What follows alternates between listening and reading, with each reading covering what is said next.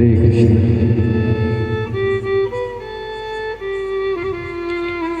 તો ગઈકાલે આપણે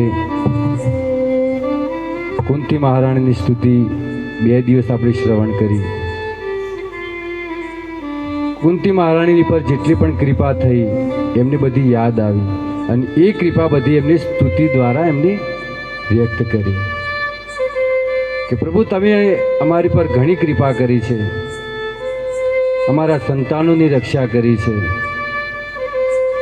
કે તમારી માતા દેવકીને તો 6 પુત્રોની દુઃખની હત્યાનું દુઃખ સહન કરવું પડ્યું, પણ જ્યારે અમારી ઉપર દુઃખ આવ્યું ત્યારે પ્રભુ તમે રક્ષા કરી છે.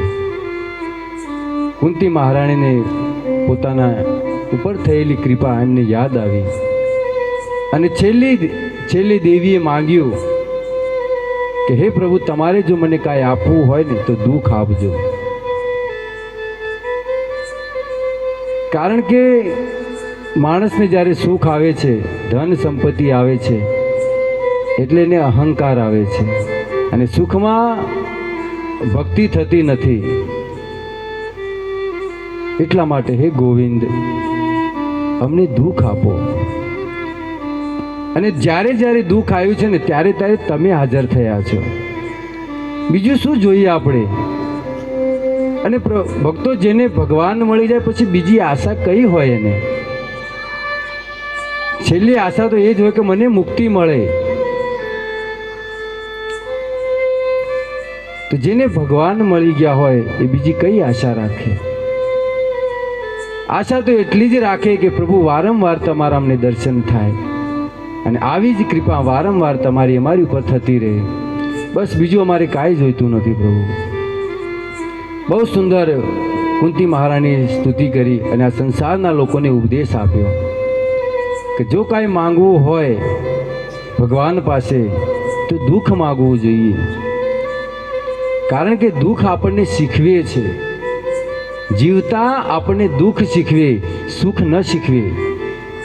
ધન સંપત્તિ ઘણી હોય છે, ઘણા રૂપિયા હોય છે, પણ માણસ બિયર બારમાં જાય છે ને ક્યાં સારું શીખે છે? એ તો સંસ્કાર હોય, પરિવારમાં સારા પરિવારમાં જન્મ થયો હોય, બચપનથી સંસ્કાર એને મળ્યા હોય. બાકી તમે જો બોમ્બેની જે લાઈફ છે, જે બિયર બાર છે, એમાં થોડા ગરીબ લોકો થોડા જાય છે. એમાં હે ને દુનિયાના ટોપ લેવલ જે છે સુખી એ લોકો એમાં જાય છે ને. એટલે પ્રભુ સુખ આવ્યા પછી, ધન આવ્યા પછી તું યાદ નથી આવતો. એટલે તો કબીરજીને કહેવું પડ્યું કે સુખ મેં સિમરન કરે તો દુઃખ કાહે કો હોય. સુખમાં જો ભગવાનની ભક્તિ કરીએ ને તો દુઃખ ક્યારે ન આવે. ફક્ત દુઃખનો અર્થ એ નથી કે આપણે શારીરિક દુઃખ, એ આપણે શરીરમાં રોગ આવે છે આપણે દુઃખ એને સમજીએ છીએ. દુઃખ એ નથી. દુઃખ તો એ છે કે વારંવાર આપણે માતાના ગર્ભેથી જન્મ લેવો પડે છે, 84 લાખમાં ભટકવું પડે છે, નરકની સજા ભોગવવી પડે. દુઃખ આ છે. શરીરના રોગ જે છે દુઃખ નથી. વાસ્તવમાં દુઃખ તો આ વારંવાર માતાના ગર્ભેથી જન્મ લેવો પડે છે. કેટલી પીડા થાય છે. જન્મ લેતી વખતે એ બાળકને 1000 વીંછી ડંખ મારે ને એટલો દર્દ થાય છે. ગર્ભની અંદર હોય છે, મળમૂત્ર ત્યાંથી પસાર થતું હોય છે, ઝીણા ઝીણા જીવાત એ બાળકને ડંખ મારતા હોય છે. દુઃખ એ વાતનું છે. એટલે પ્રભુ આ જન્મ મૃત્યુના ચક્કરથી એમને છોડાવો. અને ક્યારે છૂટશે? જ્યારે આપણા જીવનમાં દુઃખ હશે અને દુઃખમાં આપણે કૃષ્ણનું સ્મરણ કરીશું, ભગવાનનું ભજન કરીશું, ત્યારે આમાંથી છૂટીશું. સુખી છે, ધન સંપત્તિ છે આપણી પાસે, ભક્તિ છે તો કાંઈ વાંધો નથી. ભલે આના કરતાં હજુ પણ વધારે કમાવો, કરોડો રૂપિયા કમાવો, પણ કૃષ્ણ ભક્તિ ન ભૂલો. જેના માટે આપણને આ દેહ મળ્યો છે, આત્માના કલ્યાણ માટે. શરીર હજી આપણા હાથમાં છે. કહે છે ને ઓલી કે કર લો દુનિયા મુઠ્ઠી મેં, ક્યારે થાય મુઠ્ઠીમાં? ક્યારે થાય? શરીર હોય ત્યારે થાય. અને એ ક્યારે? જ્યાં સુધી દોડી શકતું હોય શરીર ત્યારે જ. પછી તો ટેકો લેવો પડે. ટેકાની સરકાર હે ને, લાકડીનો ટેકો લેવો પડે ને, પછી આપણે ટેકાની સરકાર કહેવાય. પછી ઊભા હોય તો ઊભા ઊભા આમ ઝૂલતા હોય, પછી ભજન નહીં થાય. કાયા તારી ધર ધર દૂધ છે, અન્ન પાડી પાણીડા નહીં ભાવે. કેટલા સુંદર સુંદર ભજન આપણા આચાર્ય. વૃદ્ધ થયા પછી ભક્તિ નહીં થાય. એટલા માટે શરીર હજુ આપણા હાથમાં છે, હજુ આપણે કંઈક કરી શકીએ છીએ. હજુ બીજાની જરૂર પડી નથી. બીજાની જરૂર એટલે સમજણ પડે ને, હાથ પકડીને પછી બાથરૂમમાં લઈ જવા પડે હે ને, ચમચીથી પાણી પાવું પડે. એ પરિસ્થિતિ આવે એના પહેલાં હરિભજન કરી લેવું. તો કુંતી મહારાણી બહુ સુંદર ઉપદેશ આપ્યા. આજની કથા છે ધ્રુવ મહારાજની. એક 4-5 વર્ષનો બાળક 6 મહિનાની અંદર ભગવાનની પ્રાપ્તિ કરી લીધી. 4 વર્ષનો બાળક. 4 વર્ષના બાળકને શું ખબર પડે? તો 4 વર્ષના બાળકે ભગવાનની પ્રાપ્તિ કરી લીધી માત્ર 6 મહિનામાં. આપણે તો 60-70 વર્ષ વીતી ગયા, પણ હજુ ભક્તિના પ્રથમ પગથિયામાં પણ હજુ ચડ્યા નથી આપણે. અને મેં 4 વર્ષની અંદર ધ્રુવ મહારાજ જો 7 વર્ષની, પ્રહલાદ મહારાજ 7 વર્ષમાં, ધ્રુવ મહારાજ 4 વર્ષમાં ભગવાનની પ્રાપ્તિ કરી લીધી. ઉત્કંઠતા હોવી જોઈએ. વિદુરજી મૈત્રીજીને કહે છે કે મને ઉત્તાનપાદ અને એમના પુત્ર ધ્રુવની કથા સંભળાવો. વિદુરજી મૈત્રીજીને કહે છે કે હે મૈત્રીજી, મને ઉત્તાનપાદ અને એમના પુત્ર ધ્રુવની કથા સંભળાવો. ધ્રુવ મહારાજ પરમ વૈષ્ણવ. આજે પણ તમે જુઓ, ધ્રુવલોક જે છે ને એ ભગવાને એમને આપેલો છે. આખો લોક આપી દીધો એમના જેવો. અને એ જે ધ્રુવ છે એ દિવસે પણ તમે જો, રાત્રે પણ ચમકતો હોય, દિવસે પણ ચમકતો હોય. કારણ કે સૂર્ય દ્વારા પ્રકાશિત નથી. ભગવાને પોતાના લોક જેવો, વૈકુંઠ જેવો એમને લોક આપ્યો છે, જે સ્વયં પ્રકાશિત છે. એમની ભક્તિ એવી હતી, એમની ઉત્કંઠતા એવી હતી કે મારે વિષ્ણુને મેળવવા છે. આ ઉત્કંઠતા હોય ને ત્યારે ભગવાનની પ્રાપ્તિ થાય. તો બ્રહ્માજીના પુત્ર મનુ મહારાજ, બ્રહ્માજીના અંશના અંશ મનુ મહારાજના પુત્ર ઉત્તાનપાદના પુત્ર થયા ધ્રુવ મહારાજ. ઉત્તાનપાદને 2 પત્નીઓ, એક હતી સુનીતિ અને બીજી સુરુચિ. સંસારની અંદર 2 પ્રકારની પત્નીઓ હોય, એક સુનીતિ અને એક સુરુચિ. સુનીતિનો અર્થ થાય જેનું જીવન પવિત્ર હોય, પતિની આજ્ઞાની અંદર કાર્ય કરતી હોય, ધર્મમય જીવન જીવતી હોય, એને સુનીતિ કહેવાય. જે સુરુચિ છે ને, રુચિનો અર્થ થાય ઈચ્છા.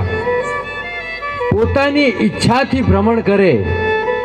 મન ફાવે ત્યારે બ્યુટી પાર્લરમાં જાય, મન ફાવે ત્યાં પાણીપુરી લારીમાં જાય, મન ફાવે ત્યાં પીઝા ખાવા જાય. પોતાના પતિનું કહેવું માને નહીં. પોતાના પતિને પોતાની આંખથી ઓલા રમકડાને ચલાવે ને એવી રીતે ચલાવતી હોય, એને કહેવાય સુરુચિ. તમે જુઓ, 500 માણસો બેઠા હશે ને, ઓલી બાઈ આગળ આગું ઓઢેલું હશે, પણ જોરથી બૂમ પાડશે કે સાંભળો છો, એટલે એમ ના સાંભળે. બાકી સાંભળ્યું બધાય, પણ ઊભા કોણ થાય? નામ ના લે. સાંભળ્યું? હા કે આવું? બોલો. 500 માણસો વચ્ચે ભાઈ ઓળખી જાય કે આપણો અવાજ છે આ, અને એ જ ભાઈ ઊભા થાય. બાકી સાંભળ્યું બધાય હોય, 500 સાંભળ્યું હોય, પણ ભાઈ ઓલા ઊભા થાય, ઓલું રિમોટ કંટ્રોલની જેમ રોબોટ ચાલે એમ. અને પછી જો ભાઈ નજર મેળવી બેનના સામે, તો બેન ખાલી આટલું જ કરે, બસ એટલું કહીને વહી જાય ત્યાંથી. ભાઈ તરત પાછળ ખાલી આંખ ભમાવે, આમ આંખના ઈશારે ચલાવે પોતાના પતિને, એને કહેવાય સુરુચિ. બે પ્રકારની પત્નીઓ હોય, વારંવાર માંગ કરે, મારે આ જોઈએ છે, ફલાણું જોઈએ છે, હાર જોઈએ છે, આ જોઈએ છે, વારંવાર જે માંગ કરે એ સુરુચિ. પોતાનો પતિ 5,000 કમાય છે, 10,000 કમાય છે, એની અંદર પોતાનું ઘર પરિવાર ચલાવે, એને કહેવાય સુનીતિ. પરિવાર પોતાના પતિની આવક જોઈ અને પોતાનું જીવન જીવે, એને કહેવાય સુનીતિ. પતિની આવક ઓછી હોય, પણ મારે જોઈએ છે, મારે 25 ઇંચનું નહીં 50 ઇંચનું મારે ટીવી જોઈએ છે, પછી ભલે નોલો હપ્તા ભર્યા કરતો, પણ જોઈએ છે એટલે જોઈએ છે, એને કહેવાય સુરુચિ. એટલે બે પ્રકારની પત્નીઓ હોય સંસારમાં. મૈત્રીજી કહી રહ્યા છે, ઉત્તાનપાદના વિવાહની બહુ સુંદર કથા છે. આજે ધ્રુવ મહારાજની કથા, કુંતી મહારાજની કથા, એ ધ્યાનથી સાંભળી અને એ જીવનમાં ઉતારવા જેવી વસ્તુ છે. સુંદર સુંદર શિક્ષાઓ પ્રાપ્ત થાય છે આમાંથી. ઉત્તાનપાદના વિવાહની બહુ સુંદર કથા છે. ઉત્તાનપાદની પહેલી પત્ની સુનીતિ, એમની સાથે એમને લગ્ન કર્યા, અને લગ્નના ઘણા વર્ષો વીતી ગયા, પરંતુ પુત્ર ન થયો. એમને પુત્રની પ્રાપ્તિ ન થઈ. હવે આ સુનીતિએ કીધું એમના પતિને, ઉત્તાનપાદને, કે તમે એક કામ કરો, મારાથી તો કોઈ પુત્રની પ્રાપ્તિ નથી થતી, માટે તમે હવે બીજા લગ્ન કરી લો. કારણ કે આ રાજ્યની વંશ તો જોઈએ કે નહીં, પરંપરા તો ચાલવી જોઈએ કે નહીં. અને હું તો તમને પુત્ર આપવામાં સમર્થ નથી, પણ તમે હવે બીજા લગ્ન કરો. ઉત્તાનપાદે ના પાડી કે મારે કઈ બીજા લગ્ન કરવાની જરૂર નથી, પણ આ સુનીતિના કહેવાથી એમને બીજા લગ્ન કર્યા. ઉત્તાનપાદ બીજા લગ્ન કરી આ સુરુચિ સાથે લગ્ન કરીને ઘરે આવે છે. સુનીતિ ઘરમાં છે, હજી તો લગ્ન કરીને જ બારણામાં જ ઊભા છે. અને ઓલી સુરુચિ પૂછે છે, ઓલી અંદર સુનીતિને જોઈને, કે આ સ્ત્રી કોણ છે? ઉત્તાનપાદ કે દેવી, આ તમારી બેન છે, મારી પ્રથમ પત્ની છે. હજુ તો સુરુચિ ઘરમાં નથી આવી, અને શું કહે છે ખબર છે? રાજન, કાં તો આ સ્ત્રી ઘરમાં રહેશે, કાં તો હું રહીશ. નિર્ણય તમારા હાથમાં છે. કાં તો એ ઘરમાં રહેશે, કાં તો હું રહીશ. ધર્મ સંકટમાં રાજાએ સુનીતિને કીધું કે દેવી તમારે જવું પડશે. સુરુચિને કીધું કે તમે ઘરમાં રહો અને સુનીતિને હું ઘરેથી કાઢી મૂકું. સુનીતિને ઘરેથી કાઢી મૂકી. હવે વિચાર કરો, એ જે સુરુચિ નવી પત્ની એ કોના કહેવાથી આવી હતી? પ્રથમ પત્નીના કહેવાથી આવીને, કે તમે બીજા લગ્ન કરો. રાજાને ફોર્સ કર્યો કે નહીં, તમે બીજા લગ્ન કરો. બીજા લગ્ન કરીને જ્યારે આવ્યા, તો જેના કહેવાથી એ ઘરમાં આવ્યા છે, એને ઘરમાંથી કાઢી મૂક્યા. એટલે ક્યારે અહંકાર ન કરવો. રાજામાંથી ક્યારે રંક બનાવી દે ને ભગવાન ખબર ન પડે. સુનીતિ કોણ હતી? રાજરાણી હતી ને, પટરાણી હતી. એક છત્ર રાજાની પત્ની, અને બીજા ક્ષણે કાઢી મૂકી. એને સુનીતિ કીધું કે કાંઈ વાંધો નહીં, હું જતી રહું ઘરેથી, કારણ કે મારી હવે કોઈ જરૂર નથી આ ઘરમાં. કારણ કે હું તો પુત્ર નહીં આપી શકું, એટલે તમે આમને ઘરમાં રાખો, હું જાઉં છું. સુનીતિ ઘર છોડીને જતી રહે છે. રાજથી થોડેક દૂર જંગલની અંદર પોતાની ઝૂંપડી બાંધી અને જંગલમાંથી લાકડા વીણી અને લાવી અને વેચીને એનાથી પોતાનું ગુજરાન ચલાવે છે. વિચાર કરો કેવી પરિસ્થિતિ આવી ગઈ. એક વખતની રાણી આજે લાકડા વીણીને પોતાનું જીવન ચલાવે છે. ધીરે ધીરે દિવસો વીતી રહ્યા છે. સુરુચિના ઘરમાં એક પુત્ર ઉતાનપાદ જંગલની અંદર કોઈ કારણસર ઓલું કહેવાય ને મૃગડા રમવા એના માટે ગયા છે જંગલમાં. સાંજનો સમય થઈ ગયો, થોડું મોડું થઈ ગયું. તો જ્યારે પાછા ફરતા હતા ત્યારે કે એમને એક ઝૂંપડી જોઈ અને ઝૂંપડી જોઈને ઝૂંપડી પાસે ગયા અને ત્યાં જઈને જોયું તો એમની પ્રથમ પત્ની સુનીતિ ત્યાં રહેતી હતી. રાજાએ કીધું, જોયું કે મારી પત્ની અહીંયા રહે છે, લાવ જોવા તો તે શું કરે છે, પોતાનું જીવન કેવી રીતે ચલાવે છે. હવે રાત્રિનો સમય લેટ થઈ ગયેલું એટલે રાજા એક દિવસ ત્યાં રોકાણા અને બીજા દિવસે રાજા પોતાના રાજ્યમાં આવ્યા. હવે જુઓ ભગવાનની કેવી કૃપા છે. લગ્ન થયા બાદ ઘણા વર્ષો સુધી સુનીતિ ઘરે રહી પણ પુત્રની પ્રાપ્તિ ન થઈ. પણ રાજા એક દિવસ ત્યાં રોકાણા એટલે સુનીતિના ગર્ભમાં પણ એક પુત્ર રહ્યો, એને પણ એક ગર્ભ રહ્યો. આ છે ભગવાનની કૃપા. એટલે સંતાન મળવા ન મળવા એ આપણા હાથમાં નથી ભક્તો, એ ભગવાનના હાથમાં છે. ગમે તેટલી મહેનત કરીએ, ગમે તેટલા પ્રયાસો કરીએ, પણ આપણા જીવનમાં જો પુત્ર ન હોય ને તો ક્યારેય ન મળે. હા, એક વાતેથી મળે, જો તમારી પર ગુરુની કૃપા થાય, કોઈ સંતની કૃપા થાય ને તો પુત્રની પ્રાપ્તિ થઈ જાય.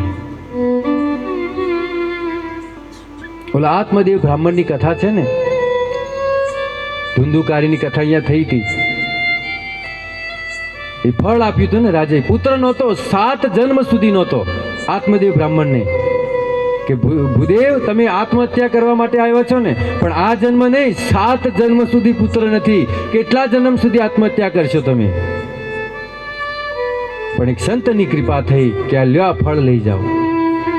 એટલે જો સંતની કૃપા થાય, કોઈ ગુરુની કૃપા થાય, ભક્તની કૃપા થાય તો સંતાન પ્રાપ્તિ થાય. અને એ જે સંતાન મળે ને એ પરમ વૈષ્ણવ હોય. અને એનું ઉદાહરણ છે અજામિલનું. સંતોની કૃપા થઈ અને નારાયણ નામનો પુત્ર, જેનાથી પોતાનો પિતા ભયંકર પાપ કરવા વાળો અજામિલ, એ પણ ભગવત ધામ ગયો. એટલે સુનીતિના ગર્ભમાં પણ એ ગર્ભ રહ્યો. સમય વીત્યો રહ્યો છે. હવે બંને પુત્રોનો જન્મ થયા. સુરુચિના ગર્ભેથી જે પુત્રનો જન્મ થયો એનું નામ રાખવામાં આવ્યું ઉત્તમ, અને સુનીતિના ગર્ભેથી જે જન્મ થયો પુત્રનો એનું નામ હતું ધ્રુવ. હવે ધ્રુવ અને આ ઉત્તમ બંને નાના અને બંને મિત્રો થઈ ગયેલા. અને આ ધ્રુવ રમવા માટે રાજમહેલની અંદર જતો. બીજા કોની સાથે રમે? એટલે ઉત્તમની સાથે રાજ્યની અંદર રમવા જતો. આખો દિવસ રમે ત્યાં, પણ રાજા તરફથી એ ધ્રુવને જમવાની વ્યવસ્થા કે કપડાની કોઈ વ્યવસ્થા નહીં. ધ્રુવ રમે ત્યાં, પણ જમવાનો સમય થાય એટલે એને ઝૂંપડી જવું પડે. એ રાજમાંથી એને જમવાનું ન મળતું, કોઈ પણ સેવા નહીં. ધ્રુવને જમવા માટે પોતાની માતા પાસે જવું પડતું. તો બંને પુત્રો ધીરે ધીરે મોટા થઈ રહ્યા છે. વિદુરજી કહે છે કે એક દિવસની વાત છે. એકદા સુરુચે પુત્રમ અંક આરોપ્ય લાલયં ઉત્તમ નારુક્ષંતમ ધ્રુવમ રાજા અભિનંદતઃ. એકદા સુરુચે પુત્રમ. એક દિવસની વાત છે કે ધ્રુવ અને આ ઉત્તમ બંને 5 વર્ષના થઈ ગયેલા, 4 વર્ષના થયેલા. બંને જણ રમતા રમતા રાજા જ્યાં બેઠેલા હતા સિંહાસન પર ત્યાં પહોંચ્યા. ઓલો ઉત્તમ જે હતો એ દોડતો દોડતો પોતાના પિતાના ખોળામાં જઈને બેસી ગયો. હવે તમે જો, એક બાળક જેવું કરે એવું બાળક બીજું બાળક પણ એવું જ કરે. એક ઝાડ ઉપર ચડે તો બીજું ચડે જ, એકબીજાની નકલ કરે બાળક. તો જે ઉત્તમ રાજાના ખોળામાં બેસી ગયો તો આ ધ્રુવને પણ ઈચ્છા થઈ કે હું પણ રાજાના ખોળામાં બેસું. ધ્રુવ બિચારો 4 વર્ષનો નાનો બાળક રાજ સિંહાસન પર બેઠેલા. ઓલો ઉત્તમ દોડતો દોડતો ગયો તો રાજા એને તેડીને બેસાડી દીધો ખોળામાં. અને ધ્રુવ ચડવા માટે, ખોળામાં બેસવા માટે પ્રયત્ન કરે છે, પણ રાજા એને બેસાડતા નથી, એને હાથમાં લેતા નથી. અને ક્યાંથી લે? બાજુમાં મેજિસ્ટ્રેટ બેઠા હતા, સુરુચિ બેઠેલા. કેવી રીતે લે? પત્નીના ઈશારે ચાલે. આવું કાર્ય કોણ કરે? જે પત્નીના વશમાં હોય. તુલસીદાસજી કહે છે ને, નારી વિવશ નર સકલ ગોસાઈ, નારી વિવશ નર સકલ ગોસાઈ, નાચે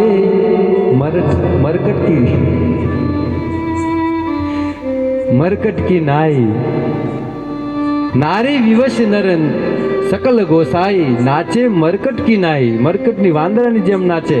ઓલો મદારી નચાડે ને ઓલા વાંદરાને, એમ જે નારીના વશમાં હોય એ નારી પોતાના પતિને પણ વાંદરાની જેમ નચાડતી હોય છે. બાજુમાં મેજિસ્ટ્રેટ બેઠેલા કેવી રીતે ધ્રુવને ખોળામાં લે? આચાર્યો લખે છે કે ઉત્તાનપાદની ઈચ્છા તો થઈ મનની અંદર, કારણ કે એમનો જ પુત્ર હતો ને. ખોળામાં લે, પણ એમને એક વાતનો ડર હતો કે જો કદાચ હું આ ધ્રુવને ખોળામાં બેસાડીશ તો આ સુરુચિ મને છોડીને જતી રહેશે, મને પ્રેમ કરતી બંધ થઈ જશે. એટલા માટે ધ્રુવને ખોળામાં ન લીધો. પરંતુ ધ્રુવ મહારાજ ગમે તે કરી મહેનત કરી અને ખોળામાં બેસવા ગયા ત્યાં ઓલી સુરુચિએ હાથ પકડીને નીચે પટકી દીધો ધ્રુવને. એક નાનું 4 વર્ષનું બાળક હાથ પકડીને પટકી દીધો જમીન પર. અને શું કહે છે ખબર છે? તું જાણે છે તું ક્યાં બેસવા જાય છે? તું તારી ઓકાત તો જો કે તું કોણ છે. તું રાજાના ખોળામાં બેસવા જાય છે. ધ્રુવ બિચારો કે મારા પણ પિતાશ્રી છે ને, મારા પણ પિતાશ્રી છે. ત્યારે ઓલા મેજિસ્ટ્રેટ કે પિતા તારા એ છે ને, પણ માતા તો હું નથી ને તારી. અને તારે જો ધ્રુવ મહારાજે પૂછ્યું કે તો મારે મારા પિતાના ખોળામાં બેસવા માટે મારે શું કરવું જોઈએ? હું શું કરું? તારે કહે છે સુરુચિ, તારે જો આ રાજાના ખોળામાં બેસવું હોય તો હું કહું એમ તારે કરવું પડશે. બોલો માતા, શું કરવું પડશે? તપસા આરાધ્ય પુરુષમ, તું વિષ્ણુની તપસ્યા કરમ. આરાધ્યમ પુરુષમ એટલે વિષ્ણુ, પૂર્ણ પુરુષોત્તમ પરમેશ્વર. એ વિષ્ણુની તું તપસ્યા કર. તસ્ય એવા અનુગ્રહણ મે, અને એ જો તને અનુગ્રહ કરશે તારી ઉપર તો ગર્ભે તમ સાધયા આત્મનમ, તો એ વિષ્ણુ તને મારા ગર્ભની અંદર રાખશે, સ્થાપિત કરશે. અને પછી યદિ ઈચ્છતી નિપમ આસનમ, પછી જ તું આ રાજાના ખોળા પર બેસી શકીશ. વિચાર કરો કેટલો અહંકાર છે આ બાઈનો. શું કહે છે કે તારે જો આ રાજાના ખોળામાં બેસવું હોય તો તારે વિષ્ણુની તપસ્યા કરવી પડશે. અને વિષ્ણુ જો તારી પર અનુગ્રહ કરે, કૃપા કરે, ત્યારે તને મારા ગર્ભમાં રાખશે. અને મારા ગર્ભેથી તું જન્મ લઈશ ત્યારે તું રાજાના ખોળામાં બેસી શકીશ. હવે વિષ્ણુ જેને ઉપર પ્રસન્ન થઈ જાય તો પછી તમારા ગર્ભમાં આવવાની શું જરૂર છે? હે? વિષ્ણુ તો બધી વસ્તુ આપવામાં સમર્થ છે, પણ આ સુરુચિનો કહેવાનો ભાવ કંઈક અલગ જ હતો. એનો ભાવ એ હતો કે તમે જંગલમાં જાઓ, ત્યાં જાનવરો તમને ખાઈ જાય ને મરી જાઓ, વળીને પાછા આવતા નહીં. એનો ભાવ એ હતો કે ત્યાં જાય તો મરી જાય. એટલા માટે કીધું કે તમે જાઓ અને વિષ્ણુની તપસ્યા કરો. તો સોતેલી માતાના કટુ વચન સાંભળીને આ ધ્રુવ ઓલો સાપને જ્યારે દંડો માર્યો હોય અને સાપ ફૂફાડા મારે, એમાં ધ્રુવ ફૂફાડા મારવા લાગ્યો, કાંપવા લાગ્યું ધ્રુવનું શરીર, મોઢામાંથી વચન નથી બોલી શકતો. અને દોડતો દોડતો બિચારો આ 4 વર્ષનું બાળક પોતાના માતાના ખોળામાં આવીને છુપાઈ ગયું. માતા એની પૂછે છે કે બેટા તને શું થયું, કેમ તું રડે છે, કેમ તું આટલો બધો હિબકે ચડી ગયો છે? પેલું બાળક બિચારું હિબકે ચડી ગયેલું, એવા કટુ વચન કીધેલા ને. પૂછે છે માતા, બેટા શું થયું તને, કેમ તું રડે છે? ધ્રુવની સ્થિતિ એવી છે કે બિચારો બોલી નથી શકતો.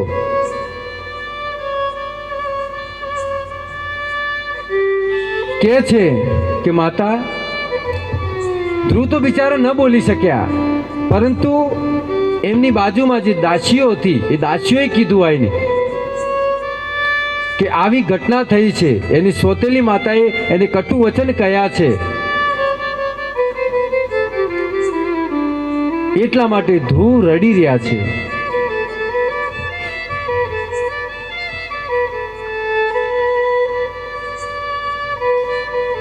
ધ્રુવ મહારાજ કહે છે કે એ માતા મારી નહોતી, એ સોતેલી માતા હતી ને મારી, પણ ઓલો પિતા તો મારો હતો કે નહીં? ધ્રુવને એ વાતનું દુઃખ હતું. એની માતાએ જો કટુ વચન કીધા એનું દુઃખ ધ્રુવને નહોતું. ધ્રુવને તો એ વાતનું દુઃખ હતું કે માતા જે હતી સોતેલી હતી, પણ પિતા તો મારો પોતાનો હતો ને, એને મને કેમ ન બોલાવ્યો, એને મને કેમ ખોળામાં ન બેસાડ્યો? બાળક રડે છે બિચારો. માતુ સપન્યા સદુર્ગિવિદ્વ સ્વસંદૃશાદંડ અતયથાહિ હિ ત્વામિશન્તમ પિતરં સન્નવાચમ જગામમાતો પ્રરોધંસકાશમ.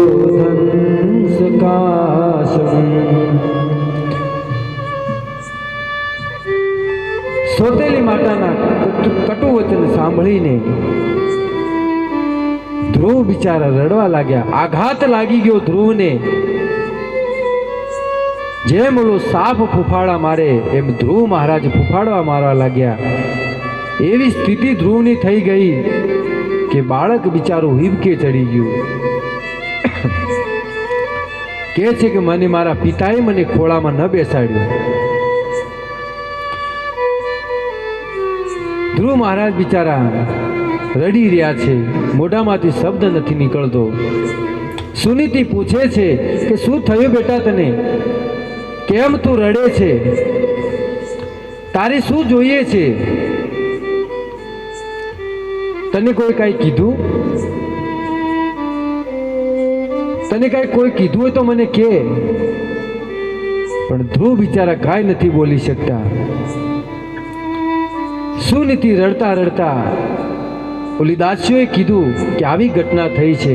ત્યારે સુનીતિ બિચારી રડતા રડતા વિચાર કરે છે કે અમારી પર કેવું દુઃખ આવી પડ્યું. આ એક તો અમને રાજાએ ઘરેથી કાઢી મૂક્યા, અમે અમારું જીવન એક દુઃખમય જીવન વીતી રહ્યું છે. અમારું લાકડા વીણી અને અમે અમારું પોતાનું જીવનનું ગુજરાન ચલાવી રહ્યા છે. એક તો આ દુઃખ છે અને ઉપરથી આ બીજું દુઃખ આવી ગયું. રાજ્યમાંથી મને કાઢી મૂકી છે. સુરુચિ એટલી કઠોર. સુનીતિ વિચાર કરે છે કે મને રાજ્યમાંથી કાઢી મૂકી છતાં પણ મારી સોત હજુ મારા પર ઈર્ષ્યા કરે છે, હજુ મારા પર દ્વેષ રાખે છે. આચાર્યો કહે છે કે સુનીતિના દુઃખનું કારણ શું હતું ખબર છે? જે કટુ વચન કીધા હતા એનું પણ નહીં, પણ વારંવાર એને સ્મરણ કરતી. જ્યારે આપણે કોઈ કાંઈ કીધું હોય ને તો ક્યારે એનું સ્મરણ ન કરવું જોઈએ. જેટલું એનું સ્મરણ કરશો એટલું દુઃખ વધારે થશે. આપણને કોઈ કાંઈ ગાળ બોલી હોય, કોઈ લડ્યા હોય તો વારંવાર જો એનું સ્મરણ કરતા રહેશો ને તો દુઃખ વધારે થશે. કે મને ગાળ બોલી, મને આવું બોલ્યા, ક્યારે આવું ન બોલતા, મને આવું બોલ્યા. વારંવાર તમે જ્યારે યાદ કરતા રહેશો વારંવાર તમને દુઃખ થશે. અને ભક્તો, જ્યારે આપણે ભક્તિમાં લાગીએ છીએ ને ત્યારે આ સંસારના લોકો મેણા ટોણા મારે છે કે હવે તો મોટા મોટા તિલક કરીને ફરે છે, મોટા ભગત થઈ ગયા છે. પરંતુ આવા લોકોનું ક્યારે વાત ધ્યાનમાં ન લેવી જોઈએ. જેમ ઓલો હાથી ગામડામાં નીકળ્યો હોય, ઘણાય કૂતરા ભસતા હોય, પણ કૂતરો પાછો વળી, હાથી પાછો વળી કોઈને પૂછતો નથી. કોઈ કૂતરાને કે ભાઈ તું કેમ ભસે છે, મને કેમ ભાઈ તું વધારે ભસે છે, કેમ ભાઈ તું ધીમું ભસે છે, કોઈને પૂછતો નથી. એ તો પોતાની મદમસ્ત અવસ્થામાં હોય છે. એવી રીતે ભક્તિ લાઈનમાં હોઈએ, ભક્તિ કરતા હોય ત્યારે મેણા ટોણા મારવાવાળા ઘણા લોકો મળશે. પરંતુ એ બધી વસ્તુ ધ્યાનમાં ન લેવી જોઈએ. ભક્તિના માર્ગની અંદર આગળ વધતા રહેવું જોઈએ. સુનીતિ રડી રહી છે અને ધ્રુવને બહુ સુંદર ઉપદેશ આપે છે. દીઘમ સ્વસંતિ વિજિન્નશ પારમ પશ્યંતિ બાલકમાહ બાલા મા મંગલમ તવ પુરુષે મસ્તા. કે છે મૈત્રીજી કહી રહ્યા છે કે ઉપદેશ આપવાવાળી માતા પણ રડી રહી છે અને ઉપદેશ સાંભળવા વાળો ધ્રુવ પણ રડી રહ્યો છે. આપણા પર જ્યારે દુઃખ આવે ને તો આપણને તો કોઈ સાંત્વના આપવાવાળું હોય છે કે હવે શાંત થઈ જાવ. ભગવાનની જે ઈચ્છા, ભગવાનની ઈચ્છાની આગળ કોનું કોઈ ચાલે છે એવું સાંત્વના આપવાવાળા હોય છે આપણે. પરંતુ જંગલમાં આ ઝૂંપડીની અંદર સુનીતિ અને ધ્રુવ બંને એકલા છે, બિચારા રડી રહ્યા છે. એમને કોઈ સાંત્વના આપવાવાળું પણ કોઈ નથી. ઉપદેશ આપવાવાળો એ પણ રડે છે અને સાંભળવાવાળો શ્રોતા એ પણ રડે છે. બંને જણ રડી રહ્યા છે પણ કોઈ શાંત કરવાવાળું નથી. રડતા રડતા ઉપદેશ આપે છે. ધ્રુવ બેટા, આપણા પર દુઃખ કેમ આવ્યું છે તને ખબર છે? આપણી પર દુઃખ જે આવ્યું છે એ તારી માતા સુનીતિએ નથી આપ્યું. આ દુઃખ તો આપણા કર્મથી આપણને મળ્યું છે. આપણે ગયા જન્મની અંદર એવા કર્મ કર્યા છે એટલે બેટા દુઃખ આપણી ઉપર આવ્યું છે. અને વાત પણ સાચી, કોઈ વ્યક્તિ કોઈને સુખી ન કરી શકે કે કોઈ વ્યક્તિ કોઈને દુઃખી પણ ન કરી શકે. ઉદાહરણથી આપણે સમજીએ કે કોઈ સુપર માર્કેટની અંદર ગયા હોય શાકભાજી લેવા માટે, ઘરેથી કીધું હોય પતિદેવને કે તમે શાકભાજી લેતા આવજો, વળતા આવો ત્યારે. તો શાકભાજી ખરીદવા ગયા, દૂધી લીધી, ફ્લાવર લીધું, કોબીજ લીધું અને બધું પેકિંગ કરી અને દુકાનદારને કીધું કે ભાઈ આ ઘરે મોકલાવી દેજો. પેલા પતિદેવે કીધું કે આ ઘરે મોકલાવી દેજો, કારણ કે પતિદેવને શરમ આવતી હતી શાકભાજીને લઈને ઘરે જતા હાથમાં ઠેલી લઈને. તો એને દુકાનદારને કીધું કે ભાઈ આ પાર્સલ ઘરે મોકલાવી દેજો.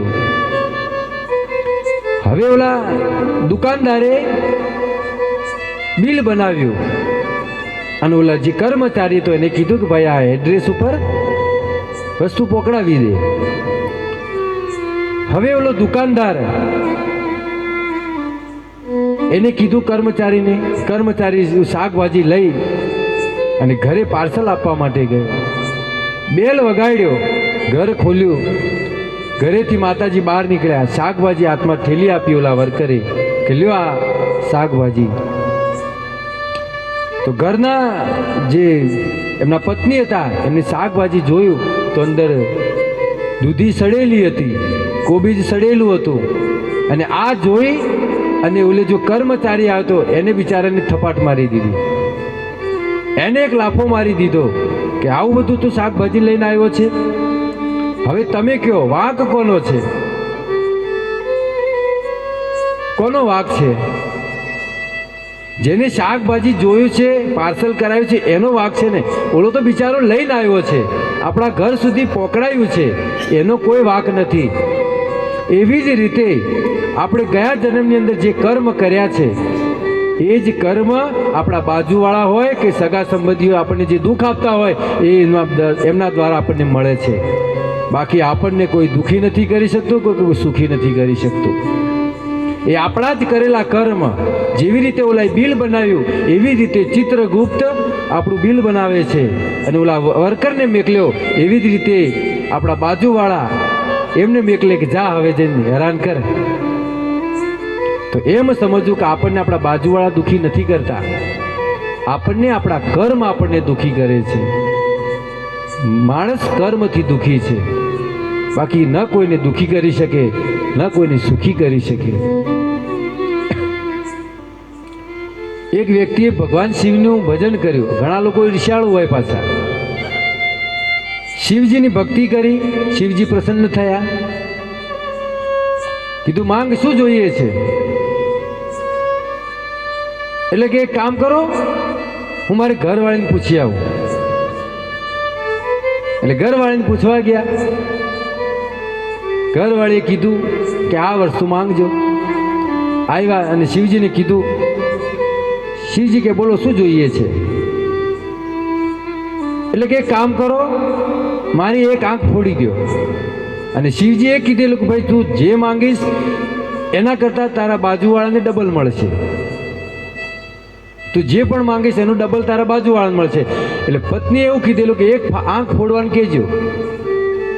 એટલે ઓલા પતિદેવે અહીં કીધું કે મારી એક આંખ ફોડી દો. એટલે બાજુવાળા બે ગઈ. એ તો બિચારો હાવ વાંધળો. ફરી શિવજીની ભજન કર્યું. શિવજી પ્રસન્ન થયા. બોલો શું જોઈએ છે? એટલે પતિ કે હું પત્નીને પૂછીને આવું. પત્નીને પૂછવા જાય, પાછા આવ્યા. શિવજી પૂછ્યું બોલો શું જોઈએ છે? એટલે કે એક કામ કરો, મારા ઘરની આગળ એક કૂવો બનાવી દો. એટલે એના ઘર આગળ એક કૂવો અને બાજુવાળાને ત્યાં બે કૂવા. એટલે જેવો ઘરમાંથી નીકળે એવો સીધો. આવા લોકો પડ્યા છે બોલો સંસારમાં. કેટલી ઈર્ષ્યા હોય.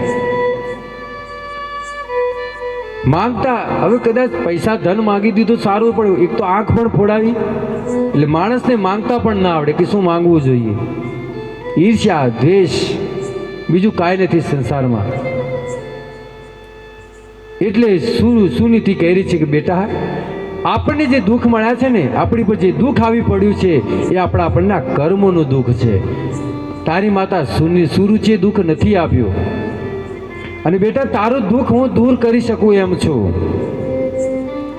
તારું દુઃખ હું દૂર કરી શકું એમ છું.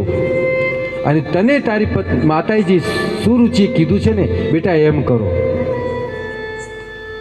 તમને વિષ્ણુની તપસ્યા કરવા માટે કીધું છે ને, જાઓ જંગલમાં અને જઈને વિષ્ણુની તપસ્યા કરો અને વિષ્ણુને પ્રાપ્ત કરો. વિષ્ણુ સમર્થ છે બધી વસ્તુ આપવામાં. ત્યારે ધ્રુવ મહારાજ પૂછે છે કે માતા, કે કોઈ એવો ઇતિહાસ ખરો કે ભગવાન વિષ્ણુ પાસે કોઈ ગયું હોય અને એને મળ્યું હોય, વિષ્ણુ કાંઈ આપ્યું હોય એવું કાંઈ ખરું? એટલે કે હા, આપણા જ પૂર્વજ બ્રહ્માજી પર ભગવાન પ્રસન્ન થયા વિષ્ણુ, અને એમને આ બ્રહ્માંડના, આ સૃષ્ટિના રચયિતા બનાવી દીધા. સૃષ્ટિના રચયિતા બનાવી દીધા.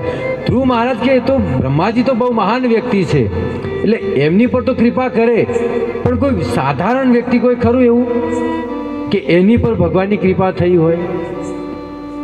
સુનીતિ કહે છે કે હા બેટા, આપણા જ પરંપરાની અંદર તારા પડદાદા મનુ મહારાજ એમની પર ભગવાનની વિશેષ કૃપા થઈ છે કે એમને એક મન્વંતર સુધી રાજ્ય એમને સોંપ્યું. એક મન્વંતર એટલે ખબર કેટલા વર્ષ થાય? 71 ચતુર્યુગ. 71 ચતુર્યુગ, સતયુગ, ત્રેતા, દ્વાપર અને કળિયુગ, એ 4 યુગનો એક ચતુર્યુગ કહેવાય. એવા 71 ચતુર્યુગ, 71 ચતુર્યુગ સુધી એમને રાજ્ય આપ્યું હતું. તો ધ્રુવ મહારાજ કહે છે, તો માતા હું જાઉં?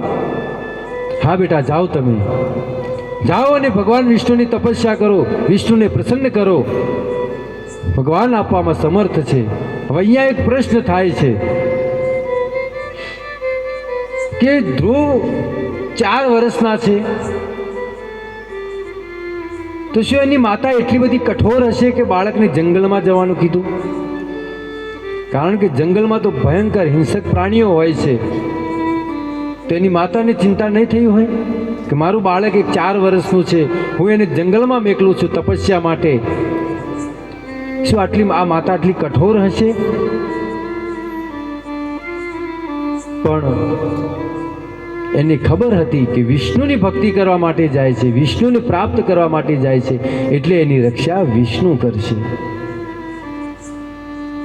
ભગવાનનું ભજન કરતા હોઈએ, ભગવાનની ભક્તિ કરતા હોઈએ કે વારંવાર આપણી રક્ષા ભગવાન કરતા હોય છે. તમે જુઓ, નરસિંહ મહેતાની 52 વાર એમની રક્ષા કરી છે. જ્યારે જ્યારે સંકટ આવ્યું ત્યારે ત્યારે ભગવાન હાજર થયા છે. એટલે સુનીતિને ખબર હતી કે ભગવાનની પ્રાપ્તિ માટે જાય છે ને ધ્રુવ, ભલે જતો. અને જ્યારે આપણું બાળક મંદિરમાં જવાની ઈચ્છા કરતું હોય, ભક્તિ કરવાની ઈચ્છા કરતું હોય, તેને ક્યારે રોકવું નહીં, ક્યારે ન રોકવું. બચપનથી ભક્તિ કરશે, સારા સંસ્કાર આવશે, તો તમને ઘરે રાખશે ને તમારી સેવા કરશે. એટલા માટે સુનીતિએ કીધું, બેટા તમે જાઓ.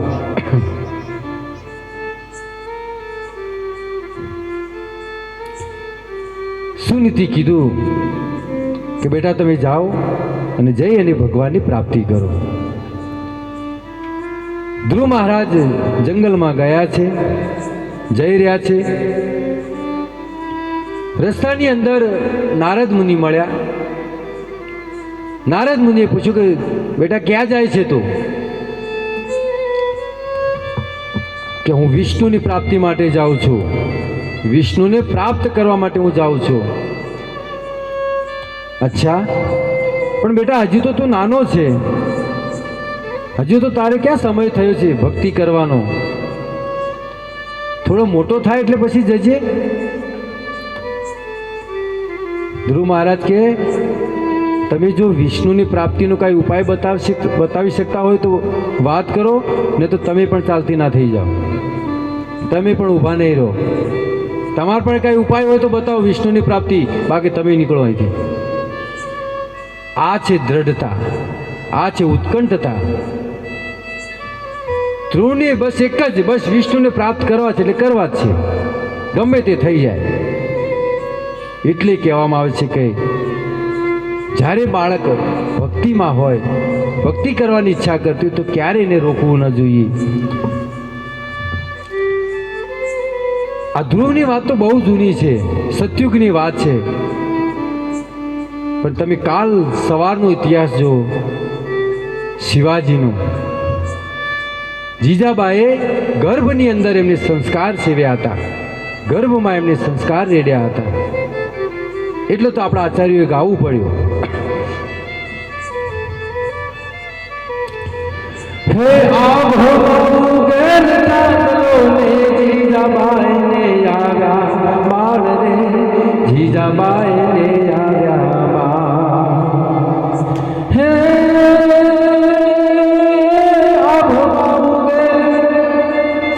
આભો ગેર ચાલો ને જીજાબાઈ ને આવ્યા બાળ રે, જીજાબાઈ ને આવ્યા બાળ. બાળોડાની માતહી જોડે ગણનન ડુંગરા ડોલે, શિવાજીને નિંદરો નાવે, માતા જીજાબાઈ ઝુલાવે. હે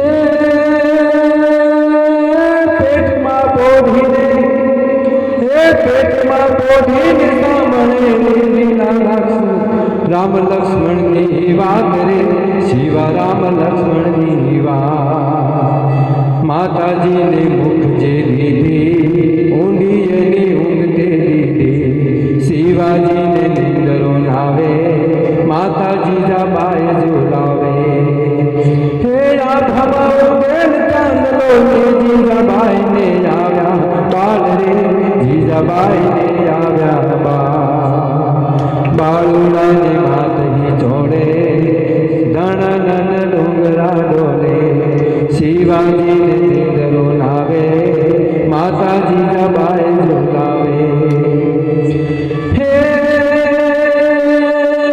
પોટ જોરે મારા બાળ હે પોટ જોરે મારા બાળ પોટીલે પેટ ભરીને રાજરે શિવા પેટ ભરીને કાલે કાળા દૂધ ખેલાશે સુવાટાણું ક્યાંય ના રહેશે કાલે કાળા યુદ્ધ ખેલાશે સુવાટાણું ક્યાંય ના રહેશે શિવાજીને નિંદરો નાવે માતાજી જાબાએ ઝુલાવે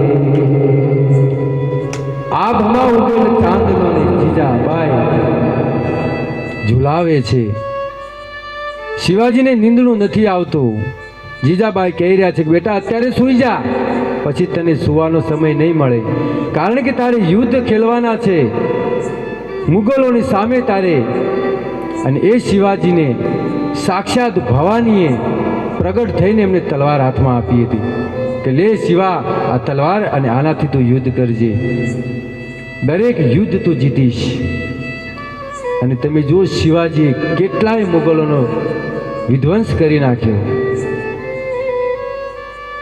આ છે સંસ્કાર પણ ગર્ભમાં બાળક હોય એટલે માતાને શું ઈચ્છા થાય છે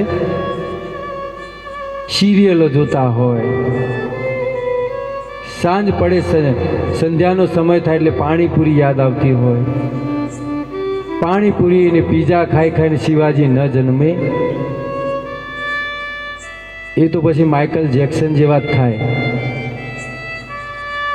શિવાજી ન જન્મે સાહેબ શિવાજી તો ત્યારે જન્મે તમે રામ લક્ષ્મણની વાત સંભળાવો ભાગવતની વાત કરો રામાયણની વાત સંભળાવો ત્યારે શિવાજી જેવા જન્મ થાય આ તો પેટમાં બાળક હોય અને સિનેમા જોવા ગયા હોય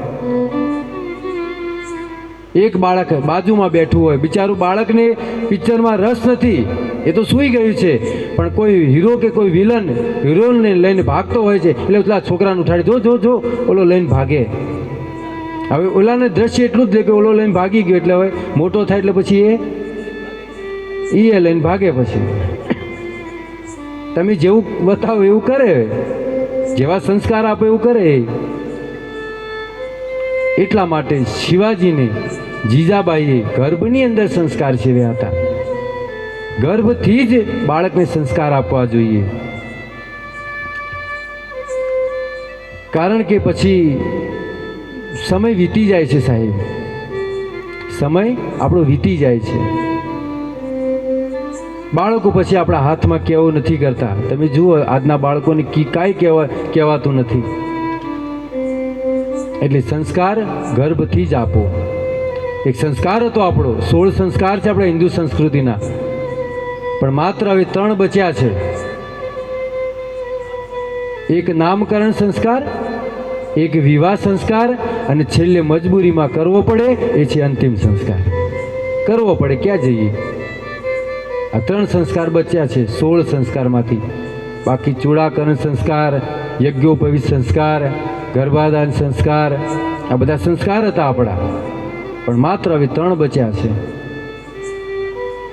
એટલા માટે ગર્ભથી જ બાળકને સંસ્કાર આપવા જોઈએ આપણું બાળક સંસ્કારી થશે આપણી સેવા કરશે આપણું વૃદ્ધાવસ્થા એની સાચવી લેશે આપણી લાકડી બનીને ઊભો રહેશે નહીં તો એક પિતા 4 પુત્રને સંભાળી શકે પણ 4 થઈને એકને નથી સંભાળી શકતા હે ને જે પિતાએ બાળકને બોલતા શીખ્યો હોય એ જ બાળક પિતાને કે બાપા તમે ચૂપ થાવ તમને બોલતા નથી આવડતું હવે તને બોલતા એને શીખવાડ્યો છે અને એને જ સંતાને કહેતા હોય, બાપા તમે બેસી રહ્યો એક બાજુ, તમને બોલતા નથી આવડતું. આ પરિસ્થિતિ થશે જો સંસ્કાર નહીં આપીએ તો આજની કથાને આપણે અહીંયા વિરામ આપીએ છીએ. એકાદું ભજન લઈ, બરાબર છે.